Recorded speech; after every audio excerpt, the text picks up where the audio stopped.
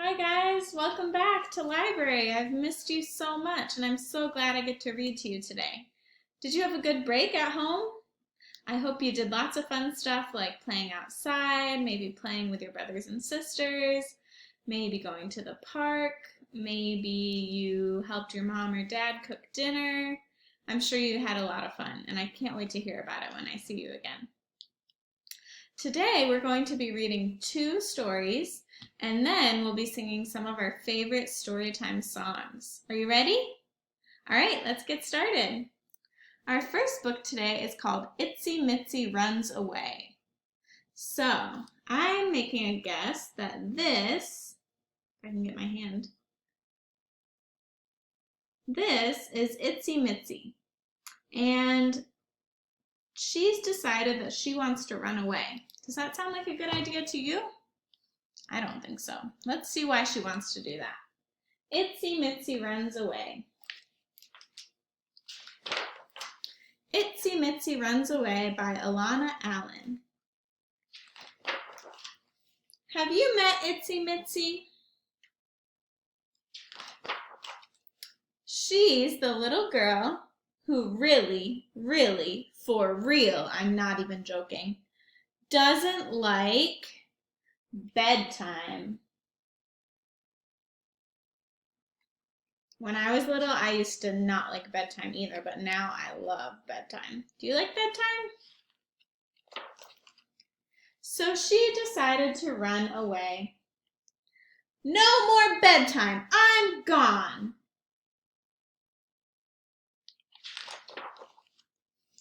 If you're going to run away from me, Dad sniffed, then at least let me help you pack.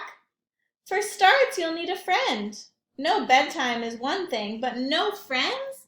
That's too much.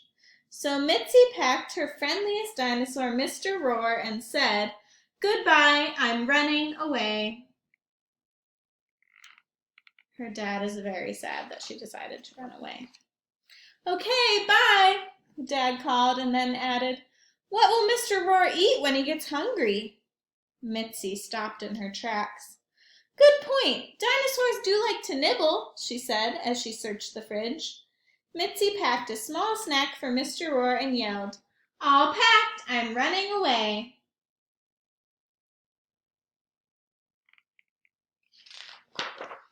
"Oh," said Dad, "Mr. Roar likes bananas? So do bedtime beasties. Perhaps you'll see one. Do send a photo." Bedtime beasties? Mitzi froze. What do you think bedtime beasties are? Maybe pack something to shoo them off, Dad said. So Mitzi packed her ferocious dog, Pup-Tart. "He'll bark at the beasts to guard the snack that I just packed for my friendliest dinosaur, Mr. Roar. Now I'm running away." Wow, her wagon's getting pretty full. "You've packed Pup-Tart? Good thinking," cried Dad. "Beasties would be scared of dogs if they could see in the dark."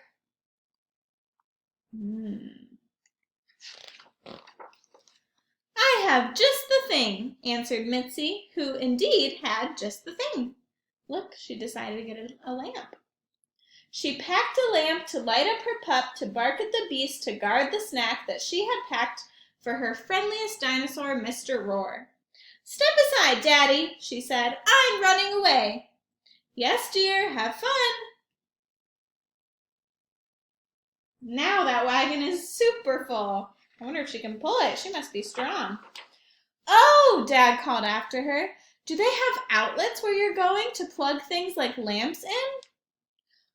But try as she might, Mitzi couldn't take the outlet out of the wall or the wall out of the house, so she did the only sensible thing she could think of. She's trying to get the outlet, but it won't budge. She packed the whole house to plug in the lamp to light up her pup, to bark at the beast to guard the snack that Mitzi had packed for her friendliest dinosaur, Mr. Roar. "That should do it. I'm running away." "Have a nice trip, dear," cried Dad, "and don't forget to mow the lawn." She's packing the whole house? My goodness, this is so silly. There's her dad left all alone in his chair.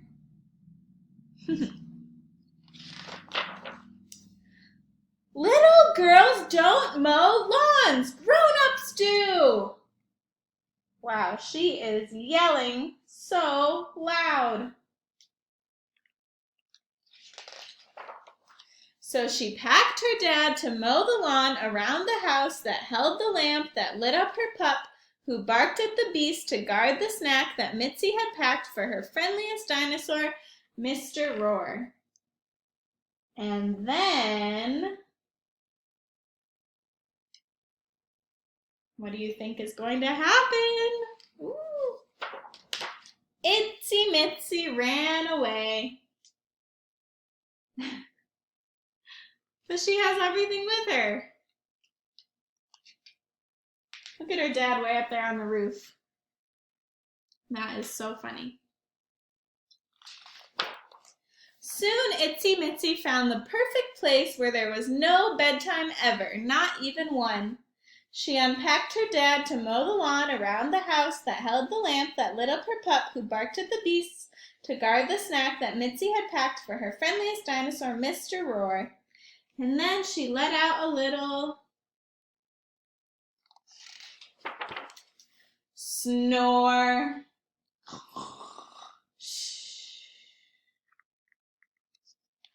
All that packing is hard work. Good thing Dad was there to tuck her in.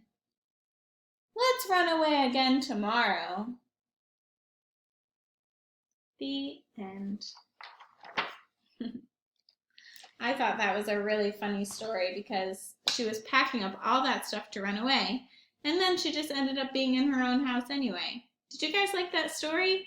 I hope you did. Our next book is called The Princess and the Pony. The Princess and the Pony by Kate Beaton.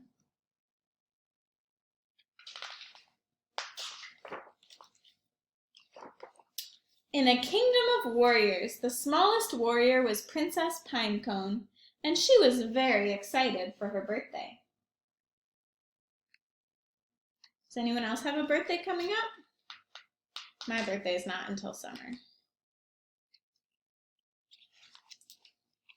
Most warriors get fantastic birthday presents. Shields, amulets, helmets with horns on them, things to win battles with. Things that make them feel like champions. Princess Pinecone got a lot of cozy sweaters. Warriors do not need cozy sweaters. She wanted something she could go to battle with.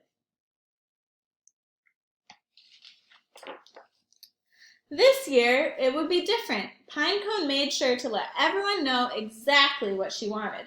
A big horse, a fast horse, a strong horse, a real warrior's horse. And they tried their best. She even drew a picture of the horse she wanted. Think they're going to get it for her? But they didn't get it quite right. Uh-oh. She didn't get a strong horse. She got... I can't ride that, said Princess Pinecone. It's too small. It's too round.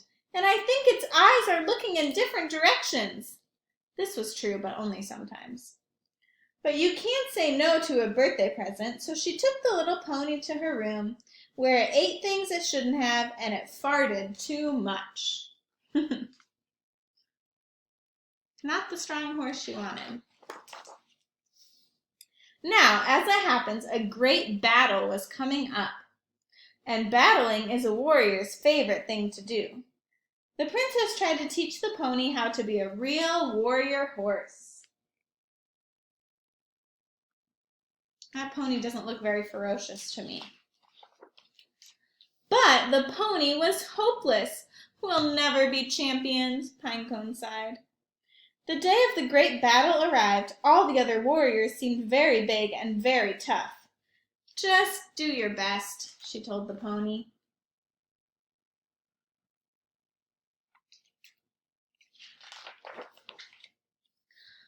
The starting horn sounded, and what a battle it was! There were dodgeballs and spitballs and hairballs and square balls. Those were new. People were getting knocked over left and right. Pinecone stood at the edge, looking for her chance to dive in. What a battle! Just then, Otto, the awful, the meanest warrior of all, charged right for her. The crowd held its breath. Pinecone fumbled for her spitballs. Who do you think is going to win? But Otto stopped in his tracks. His eyes got very big. "Aw," he said, "what a cute little pony! Who would want to hurt a roly-poly pony like you?"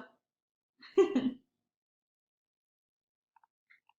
can't hurt that cute pony. Warrior after warrior paused to admire the pony. "What a cutie pie," said Sally Smash. "He's so round," said Carlos the Cruel. "And he looks a bit like me," said Huge Harold.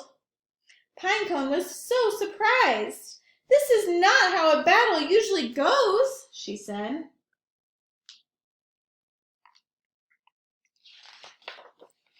"You're right," said Otto, "but we warriors don't often get to show our cuddly sides."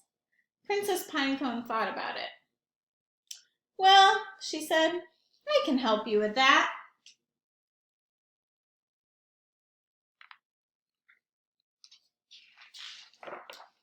Soon all the warriors had their own cozy sweaters. They were looking pretty cuddly for a bunch of brutes.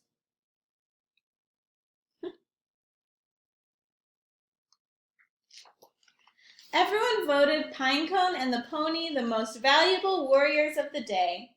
Pinecone threw her arms around the pony. "You're the best horse a warrior could ever ask for," she cheered. "Nothing can stop a team like us."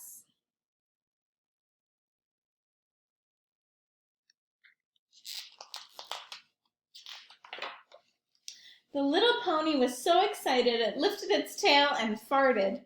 "Well," said Pinecone, "we can work on that." The end. And here's the pony in all the cute sweaters. Cuddly, cozy sweaters. So that was a really good story too.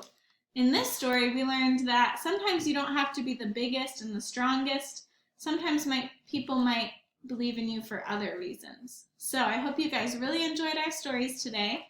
And next, we're going to sing some songs together. So get ready. See you soon.